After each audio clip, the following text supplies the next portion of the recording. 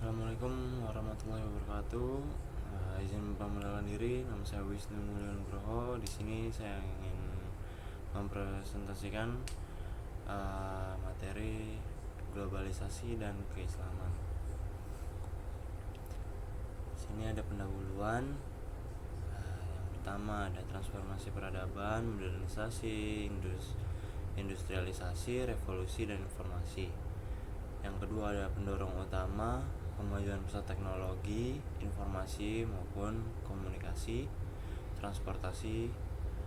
Yang ketiga ada konsep global village, dunia semakin kecil dan interaksi lintas batas intens. Dan yang terakhir ada dampak multidimensi, perubahan di berbagai bidang, itu ada sosialisasi, budaya, ekonomi, politik, dan pendidikan. Selanjutnya ada pengertian globalisasi. Jadi pengertian globalisasi ini ada peluang positif dan ancaman negatifnya. Nah, peluang positifnya ada 4 poin. Poin yang pertama adalah akses informasi dan pengetahuan tak terbatas. Yang kedua ada kemajuan ekonomi dan peningkatan kesejahteraan, inovasi dan teknologi, dan kemudahan dalam hidup. Dan yang terakhir ada pertukaran budaya yang memperkaya. Nah, ada ancaman negatifnya juga nih. Sama-sama memiliki 4 poin. Yang pertama ada erosi nilai lokal dan identitas. Yang kedua ada ketimpangan sosial dan ekonomi. Dan yang ketiga ada pudarnya nilai-nilai komunal. Dan yang terakhir ada potensi konflik peradaban dan persaingan ketat. Selanjutnya ada Islam menatap globalisasi. Jadi Islam sebagai agama universal, ajaran relevan di setiap zaman dan tempat. Ada juga ayat Al-Quran, itu surat Al-Hujurat ayat 13. Dan selanjutnya ada pandangan Islam tentang ilmu pengetahuan adalah manifestasi dari tanda-tanda Allah. Mencari ilmu adalah ibadah tak terbatas. Dan yang terakhir ada Islam menghadapi modernisasi yang bersifat adaptif, mendorong muslim untuk hidup seimbang dan lahir dan batin, dan tidak larut tanpa tujuan. Selanjutnya ada pendidikan agama Islam di era globalisasi. Yang pertama ada pendidikan Islam sebagai worldview muslim.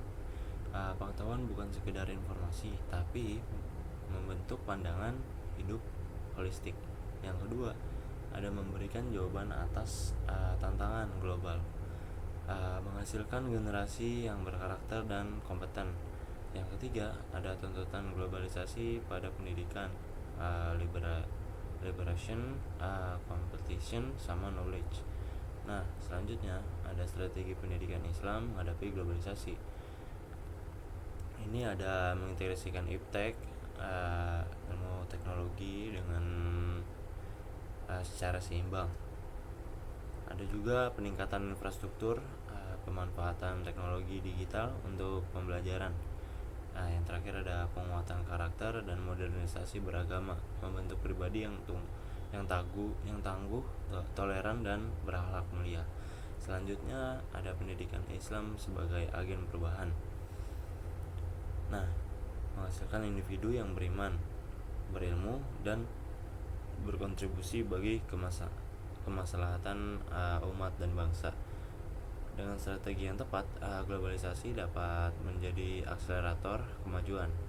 Nah, yang kedua ini ada pendidikan Islam harus proaktif, bukan hanya reaktif, dan juga generator, pembebas, mengatasi keterbelakangan sosial, kebodohan, dan kemiskinan.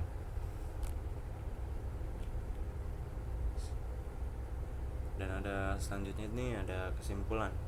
Globalisasi adalah keniscayaan yang membawa kompleksitas. Islam memiliki nilai-nilai universal yang relevan untuk membimbing umat. Dan juga pendidikan Islam adalah kunci untuk menyiapkan SDM yang kompeten, berkarakter, dan adaptif. Ya, sekian presentasi dari saya.